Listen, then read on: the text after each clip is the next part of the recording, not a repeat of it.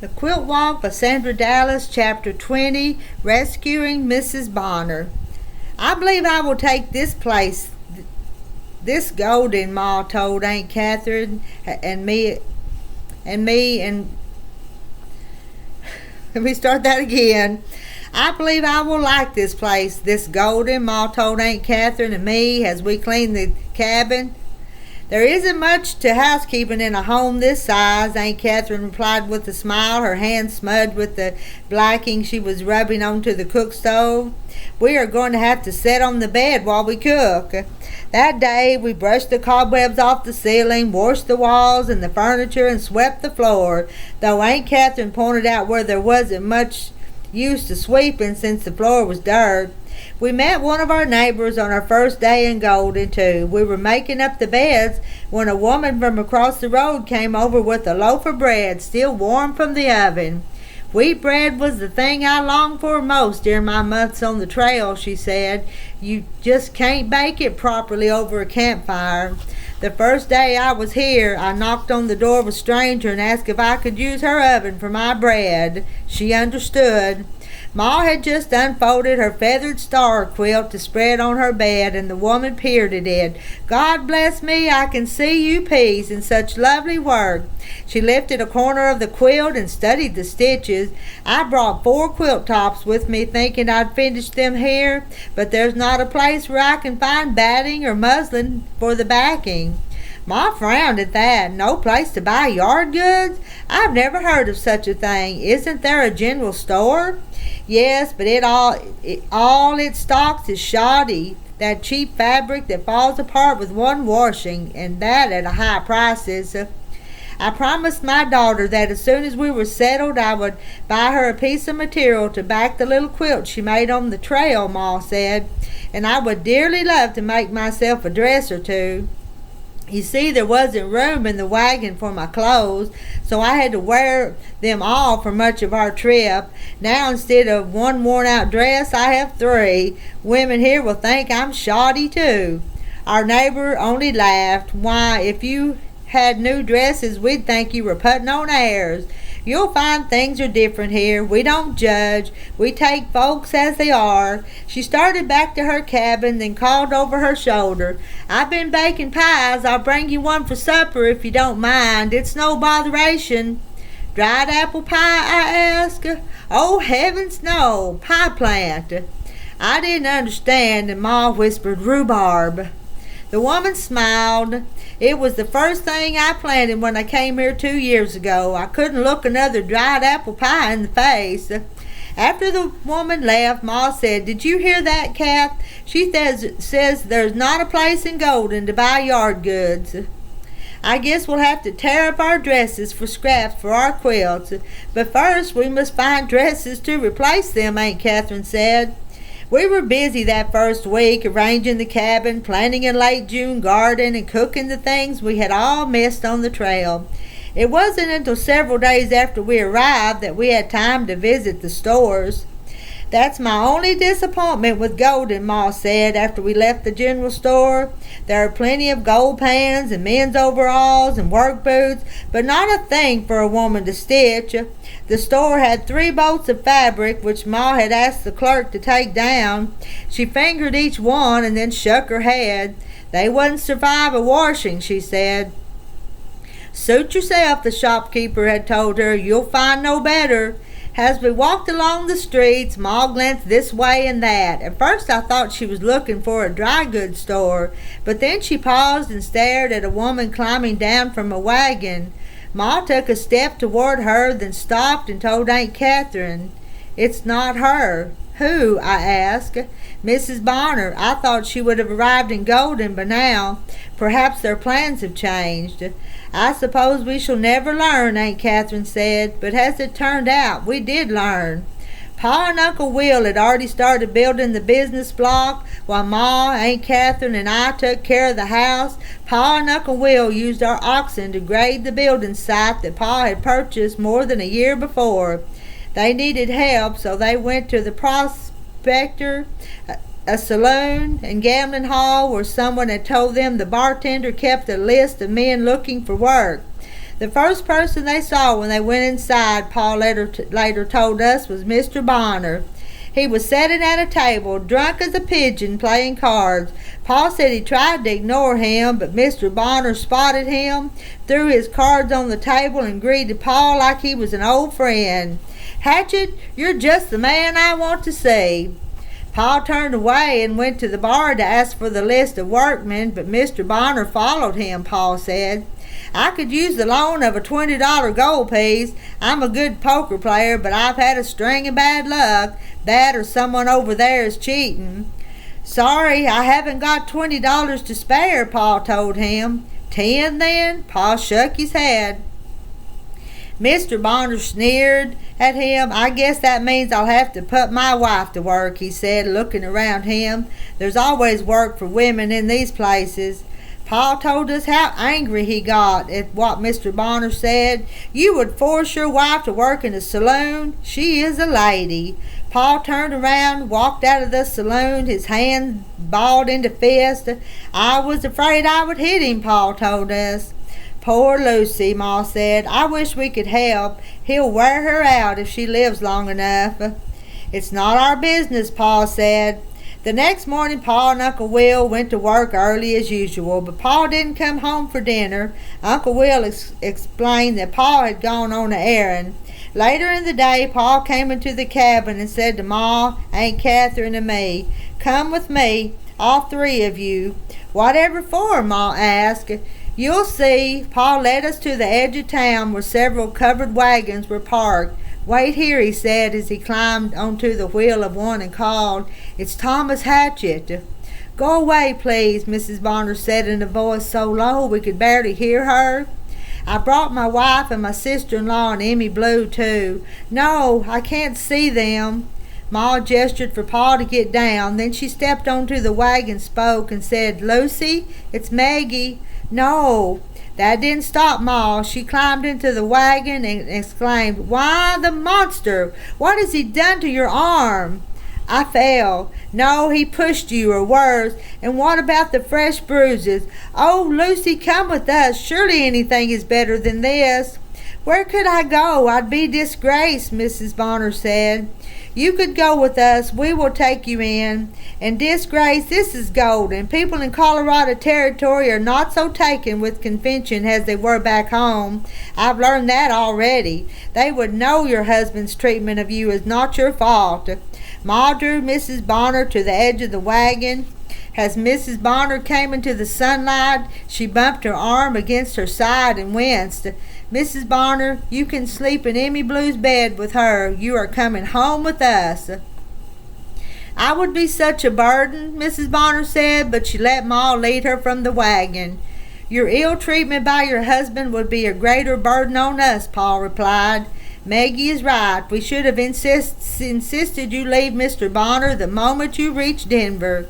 Ma helped Mrs. Bonner to the ground, and then Pa climbed back into her wagon and removed the sacks and boxes that contained her things, and we all carried them down the street to our cabin. As we were walking along, Pa told us, "I searched all day for her." "You did the right thing," Ma said. "Lucy is in misery, so deep she can hardly talk. But what if Mr. Bonner comes after her?" "I did some checking around. It seems Bonner is a known card cheat and troublemaker, and he's not welcome in Golden. The sheriff promised to talk to him as soon as Mrs. Bonner was safely in our hands. He'd tell Bonner to leave or else he'd get thrown into jail. He'll let him know that if any harm comes to Mrs. Bonner, the men of Golden will see to him." "You've said all along that we should not interfere. What changes your mind, Thomas?" Ma asked. Pa smiled at her. "My wife was willing to give up her family and old friends to start a new life with me, a change she didn't want to make. I got to thinking it was only right I changed too, and that meant interfering in something that isn't my business. Your friend's life was worth a little change of mine." If I had to think of something good to say about Mr. Bonner, it was that he did not make his wife wear all of her dresses at one time as she crossed the prairie. She brought trunks of clothes with her in the wagon, but the first thing she did after she moved into our cabin was to give dresses to Ma and Aunt Catherine, much to their delight. We are so grateful to you. Our old clothes are in tatters now, all of them, Ma said. We will save the good parts for scraps and the rest will do for rags. With the new dresses ready to be worn, Ma ripped up the old ones. She clipped the places that were not worn and cut them into diamonds for a star quilt. She saved one large square of fabric and said it would do for the backing of my Indian rescue quilt. I had already stitched the squares together, so one afternoon she cut a piece from one of my old dresses to fit Waxy's quilt top. Ma, Mrs. Bonner, Aunt Catherine, and I sat in the yard, quilting the top to the back. There's nothing to use for batting between the two layers except rags, and Waxy's quilt is too good for that, so we'll skip the batting. This will be a summer quilt, Ma said. She shook her head. I never knew a town that didn't sell batting.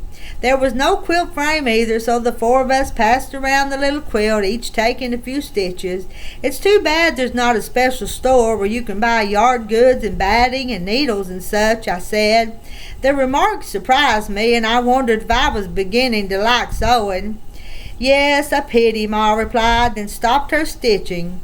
She turned to Mrs. Bonner. That is exactly the solution to your dilemma, Lucy. You can open a sewing store that sells just what Emmy Blue mentioned. There isn't a woman in Golden who wouldn't be thrilled to have a place to buy yard goods.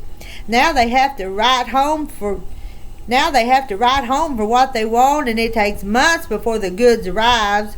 You could sell calico and muslin, Lucy, maybe even silk and velvet later on if there's a demand for it. You could stock all the findings too, buttons and snaps and twill tape, thimbles and thread, even trimming. If there's room, you could put up a quilt frame in the store so that women could set in their quilts to be stitched. And you could not only sell supplies to women, but help them with their stitching. You're so clever with your needle, Aunt Catherine said. Before long, you could have them doing embroidery and tatting too, all with supplies they'd purchased from you, of course. But I've never run a shop before, Mrs. Bonner said. You've never gone west before either, but you got here. Catherine and I would help you. Emmy Blue, too. Ma looked at my stitches on Waxy's quilt. Perhaps not so much with sewing, but Emmy Blue could stock shelves and help with customers. I have a little money that I got from selling some of the things in the wagon, Mrs. Bonner said slowly. Then it's all set, Ma told her. But where would I set up a shop? I haven't seen a vacant store in all of Golden. Ma's eyes twinkled. You leave that to me. That night we left Tommy with Aunt Catherine, and Ma and Pa and I went for a walk along Clear Creek. We didn't have a well yet, so we had to haul the water we used. Each of us carried a pail. When we reached the creek, Ma sat down on a rock and looked up at the sky.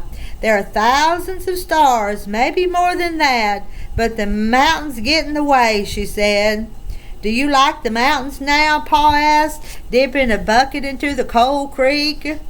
They are comforting, especially at night. They are like having warm arms around me, Ma sighed, then was silent for a moment before she said, I believe we have found an occupation for Lucy. She talked slowly, as if she were choosing her words carefully. She will open a shop that will sell yard goods and trims and findings. Women who have worn out their clothes traveling 1,000 miles across the prairie will be anxious to make new ones, and they will want to go to quilting too. There's nothing that will make a cabin a home faster than bright quilts on the beds. Pa shrugged. I don't know much about such things. We have checked around, the three of us, she glanced at me, the four of us, that is. There isn't a woman who wouldn't patronize such a shop. Of course, it will take a few months for the goods to arrive, so Lucy will have time to get everything ready. Pa stared at Clear Creek, which sent up white foam as it rushed over the rocks. In the moonlight, the foam looked like ice. He hadn't seemed to be paying much attention as he dipped another pail in the water. There is just one problem, Ma said. Pa stopped, the pail only half filled. We need to find a place for Lucy's store. We have looked all over Golden, and there isn't a spot available. With the way Golden is booming, any store space is taken up the moment it's finished. I don't know where in the world Lucy would open her shop." Paul turned to look at Ma then, his head cocked, waiting. Ma smiled at him. "She wouldn't need much space, Thomas, and you have room for several stores in that building." "But the space has all been promised. It will be much more profitable if we rent to a hardware store or a restaurant or a saloon." "A saloon?" Ma said. "Surely you aren't serious, Thomas." "I am. A saloon pays better than a bank. In fact, the space is already let. There's nothing wrong with a well-run saloon. Where else would you expect men to go after a day's work underground?" he added. "I doubt Lucy Bonner would want to be next door to such an establishment." "No," Ma thought for a moment, "but she could be upstairs. You could build a stairway on the side of the building. I don't imagine you could rent that space to a saloon or any other business. A lawyer or a doctor, maybe." "Lucy would pay every bit as much in rent, and her clients wouldn't spit tobacco juice on the floor," Ma said. "Would women climb the stairs?" "Women would climb a mountain to buy fabric for their quilts." "I don't know, Maggie. I don't like the idea of a woman renting from me." Ma turned to face Pa, her hands on her hips. "You listen to me, Thomas. A woman's money is every bit as good as a man's. When we arrived in Golden, you said you were beholden to me for giving up everything I cared about and for following you west. You said I was a dutiful wife. Now it's your turn to be a dutiful husband. I want you to rent that space to Lucy." Pa took a step backwards, and still tending to a bucket, he put up his hands in surrender, water sloshing down his arms. Then he turned to me, the corners of his mouth lifted just a little. "Your ma does indeed have a stout heart."